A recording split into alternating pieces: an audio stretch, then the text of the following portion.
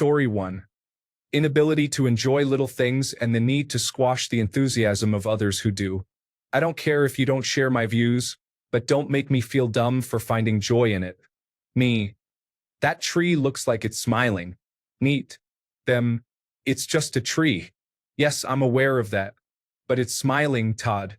Story 2. When they are cheap. And I do not mean they did not pay for the first date cheap. I mean you owe me 10 cents for the sauce cheap. Story 3. Definitely, when someone cannot hold a real conversation because they are always just talking about themselves or trying to one-up you. I understand, we all want to share our experiences. But if they cannot slow down enough to actually listen or ask me anything in return, it is just exhausting. Story 4. When they are not humble and show even slight signs of arrogance by telling everyone about their achievements. Story 5. If on a first date they spend half the time criticizing their previous significant other, that instantly signals to me that they either have not gotten over that person and are not ready to move on, or they are the type of person who cannot walk away from a relationship without hard feelings. If I enter into a relationship with them, I will most likely be the one criticized a year later. Story 6. People who say things to make others feel small, know-it-alls, controlling behavior, constant interruptions, disrespectful behavior towards people in the service industry, and adult temper tantrums. Story 7. Disrespect. What really irks me about men's disrespect, in particular, is when they feel it is normal. It shows up as internalized misogyny, lack of developed empathy, or simply a disordered character. Story 8. This is a strange situation, and there are many others, but I rarely see this mentioned. People often question someone's expertise. For example, at a party, during a conversation, someone might say, "I can comment on that. I have a doctorate in this field, and here is some insight." Sometimes, a person who has worked various jobs for many years will interrupt with doubt and claim some sort of authority, often saying things that are completely wrong. A good expert at that point says, "You are mistaken, and I can explain why, but how about those Dodgers?" Story 9. When a person says freely and proudly that they are mean and would harm others or seek nuclear revenge. Story 10. When they try to make you eat something you are allergic to, and when you refuse, they say it is because you do not trust them to save your life if it comes to that. Story 11. If they are only interested in you because of your skin color, fetishized, and do not really care to know more about what you like, but want you to know what they like. Story 12. No sense of humor, takes themselves too seriously, tight ass, opportunist, complains a lot. Top tier red flags for me to instantly choose to avoid. Story 13. I was perhaps 15 and trying to get into theater. I started hanging around the people I met there. Most were considerably older than me, but we got along. Apparently, a guy in his 20s had a crush on me. He was in a band and was doing well for himself. I was known as a cutie. He asked me out and it was clear he liked me a lot. He came to pick me up for the date. I was clueless, really. He sat next to me in the back seat while someone else was driving. When we arrived at our destination, he got out to open my door. As he bent down to clear the car door entrance, his pants slipped, revealing his full mooning to me. I was repelled. I don't know why. I was cold to him for the rest of the night, and eventually he stopped calling. The sight of his big yellow moon booty scared me. Story 14. A pressured speech, compulsive chatterbox. I cannot be around someone who does not appreciate peace and quiet the way I do and needs external noise at all times. Story 15. If someone is rude to anyone, me, their family, my family, strangers, or wait staff, no thank you. Story 16. Ignoring most of what I say and then asking overly sexual questions for no reason. Like, dude, no disrespect. I am not the woman for you. Story 17. Douchey behavior, such as acting superior, being judgmental, or a know-it-all, is an immense turnoff, and I will probably lose the crush immediately. Story 18. Being rude to my cat is unacceptable. If you come over and call my cat just a stupid animal, or try to shoo her away, there will not be a second date. My fur baby has better judgment than I do anyway. Story 19. I am highly sensitive to how people carry themselves and have a strong ability to detect dishonesty. I cannot be attracted to someone with poor hygiene, so I avoid discussing such matters. Cannot lose what I never had. Story 20. When they make a firm political stand without perspective or careful thought and aggressively stick to their points, there is no mutual understanding or middle ground. We are talking about dating, right? Story 21. Not respecting a polite request for space, to be left alone until either I, they, or we calm down during a discussion that is becoming too heated, is a red flag. If you cannot pause with the promise to talk about this later at an agreed-upon time, or if you cannot let the person walk away, that is a red flag. Story 22. Speaking continuously without understanding the importance of natural pauses, and breaks in a conversation to allow others to respond and engage. Story 23. My big concern recently when trying to make new friends is people who do not want to do anything in person. I am sorry, I have plenty of texting buddies. I need someone who wants to go out for dinner, a movie, or to the park. Story 24. Lack of effort. I am not going to invest the time and energy required to build a relationship with someone if I feel it is not being reciprocated. Story 25. 1. Mean girls gossiping. I would rather sit chained next to a pile of rotting fish than spend 10 minutes listening to that. Entitled teenagers complaining about anyone and everything. Entitled baby boomers complaining about anyone and anything. Anyone who complains about how unfair the world is. People smoking, vaping, drinking, or using cannabis. All of you smell horrible and I really could do without it lingering on me. People just like me. Story 26. Being hypercritical or contrarian about everything applies even to friends or any other relationship. Story 27. Lack of self-awareness, for example, if we are in public and you are talking much louder than necessary. Story 28. 1. No sense of dark or not safe for work humor. 2. No experience beyond their own provincial worlds. 3. No desire to enjoy classical music. 4. Christian or Catholic. 5. Too political. Story 29. There are a few things. If all you can do is talk about sex in a gross way where trying to have a conversation is impossible, you are no longer attractive to me. If you are rude to customer service or anything of the sort, I will punch you in the stomach. If you have any problem supporting women and their loss of rights, think about your mother. Story 30. When they are the nice guy or girl or self-proclaimed alpha male, I want to make a connection, not be treated poorly. Story 31. Lying. Well, in relationships, I let my ex get away with way too much. For example, there is this friend with benefits I may or may not still have. It is complicated. The point is, if she lied about not having sex in a while but had sex with someone within the last 3 to 7 months, I would instantly be turned off. Story 32. Politics, pushy religious behavior, hygiene, boring personality, hyperfocus on one or few topics, being rude, bigotry, racism. Story 33. When you have spent the past 10 minutes or more listening to them talk about themselves, asking them questions, and taking an interest only to receive a half-hearted response for 30 seconds. Story 34. Talking to be heard. Not interested in a conversation, they just need to get a bunch of ideas and stories out of their head. Story 35. It seems like a lot of people feign immediate disinterest as a kind of power play. It's like, hell, I'd dance for you if you asked, but you don't need to be mean about it. I'm not young anymore, but I've also walked out on dating app dates because unless we discussed it previously as a kink, I don't like someone being mean to me. Nobody likes to be objectified on sight. How do you like it? Whatever. Surprise me. She was on her phone. Where are you going? Away. It's a long walk home, but I'd rather not be here. Why? Goodbye. Story 36. For me personally, it's when someone tries to be funny but is not very witty. Their jokes are just kind of childish or surface level. Story 37. When they cannot spell, speak in full sentences, or when they mumble, it makes me very frustrated.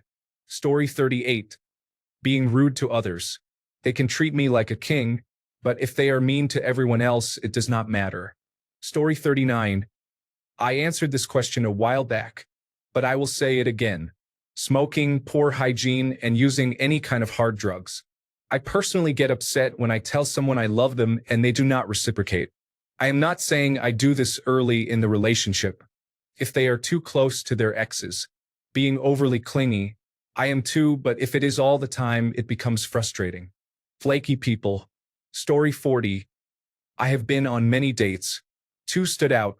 One where she insisted I have sex with a man because she said so, and another where she said she will shave below, as if she has any say over what I do with my body. Story 41. 1. Avoid coming on too strong and oversharing. Leave a little mystery. Also, avoid showing up at my workplace uninvited. Always wanting others to see us kissing. Story 42. When they know I like them but only give me crumbs intentionally without reciprocating. They know they have control over me and that I will give in. I really need to resist falling back into it because I know it's wrong to entertain the idea that he is good for me. Story 43. Excessive vanity. Everyone posts a selfie now and then, but if your social media is all just selfies of you, I am going to assume you are really into yourself. Who wants to deal with that? Story 44. Talking about people behind their backs, honestly, any gossip. I stay tight-lipped, nod, and cut them off because I know they are doing that about me. Story 45. For men, when they speak excessively without reason. For women, when they do not know what they are saying. Story 46. For the non-dating or non-intimate loss of interest aspect. When someone loses their genuine and authentic nature and becomes part of the herd. When I was single and experienced loss of interest in an intimate relationship, it was roughly the same. I was looking for raw personality. Losing kindness or empathy for other situations, especially those outside of their control, is also negative.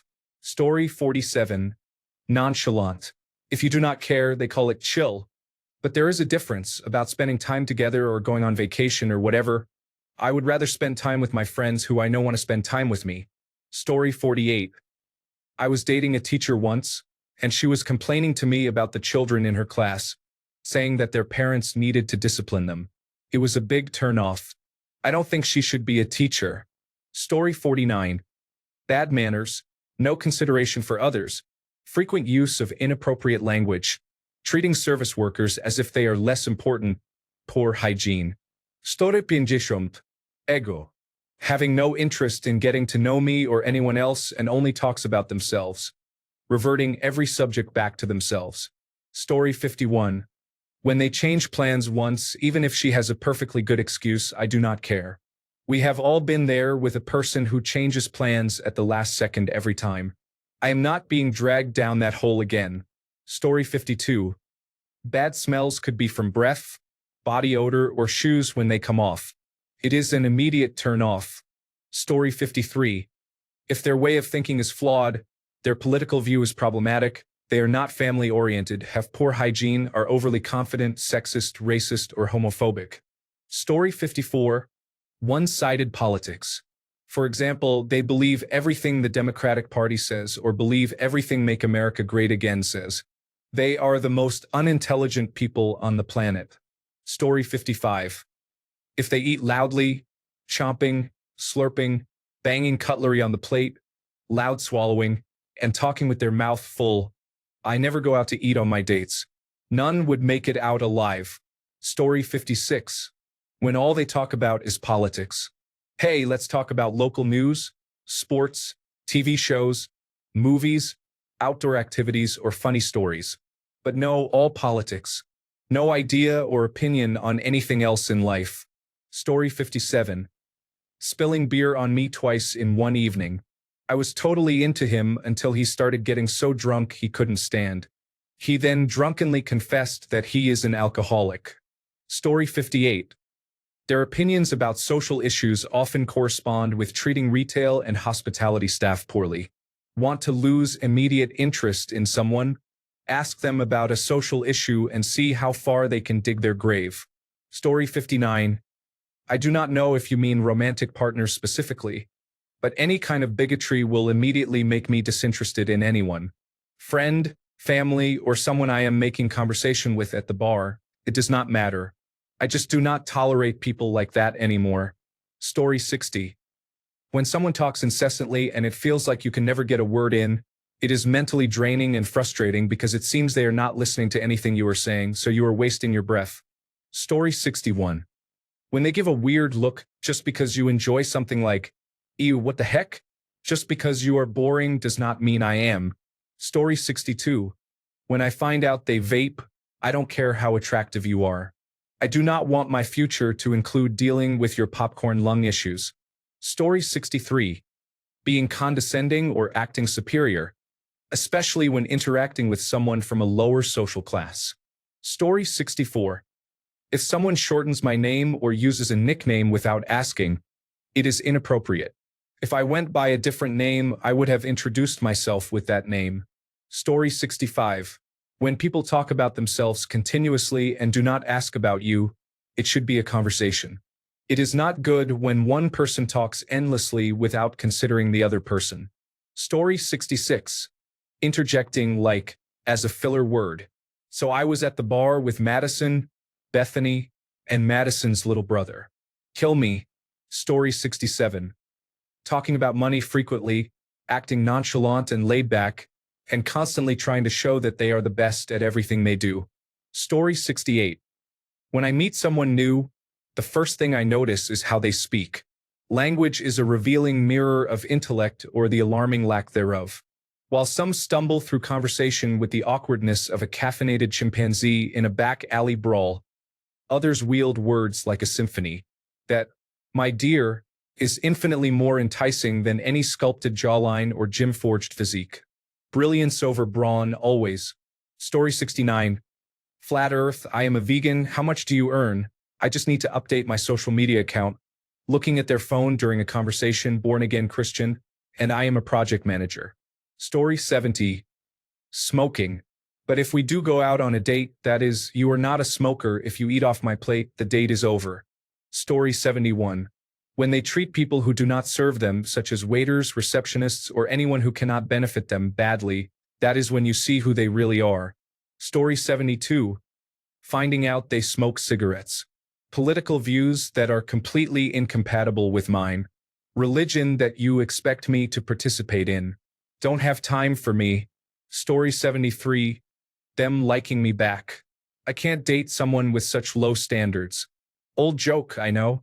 I'm on the asexual spectrum, heavy demisexual. So you can do pretty much anything and it can still get on my nerves enough. On the other hand, if you are my close friend and I realize I want you 5 years into knowing you, and you are in a relationship, I'm willing to suffer quietly for the next 10 or more years.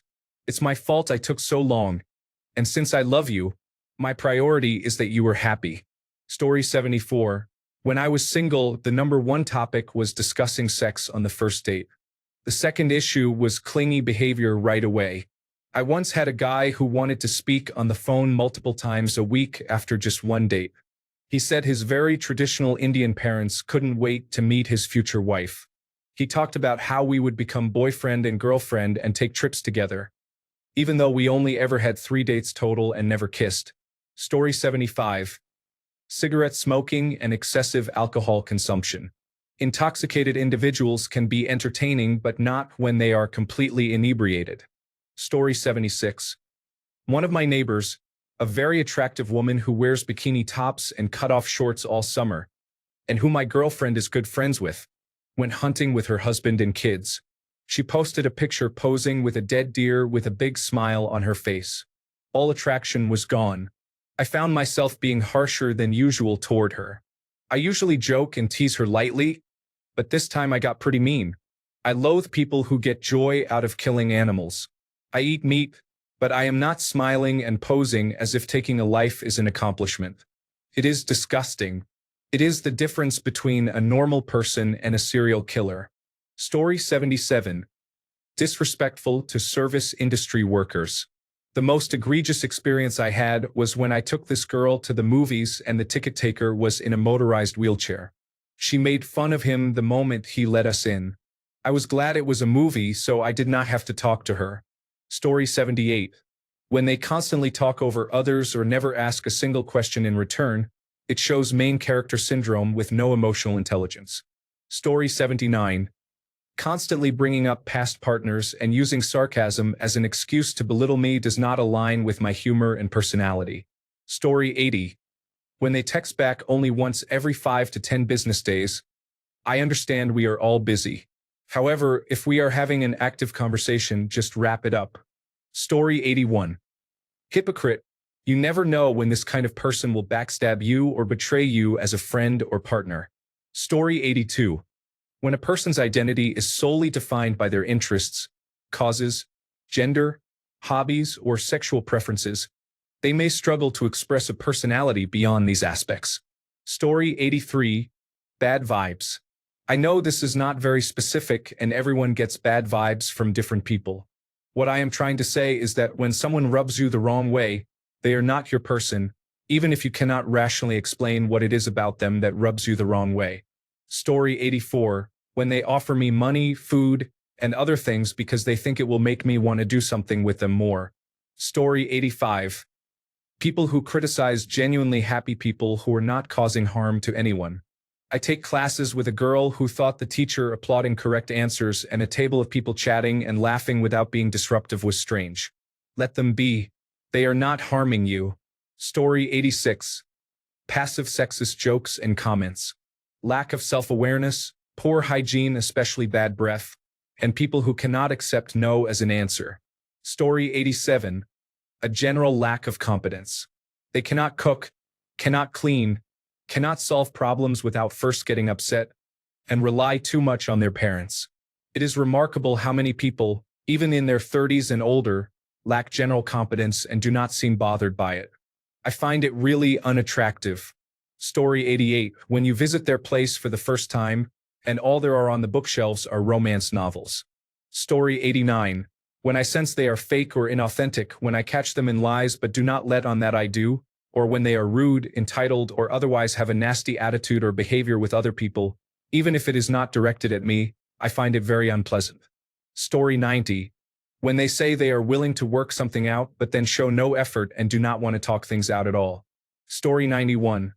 This is petty, but when they take everything so seriously that you can't even make a joke, yeah, I'm out. Story 92. When they say, hey, what do you think about this? Only to follow it with whatever the television network was talking about last night. Story 93.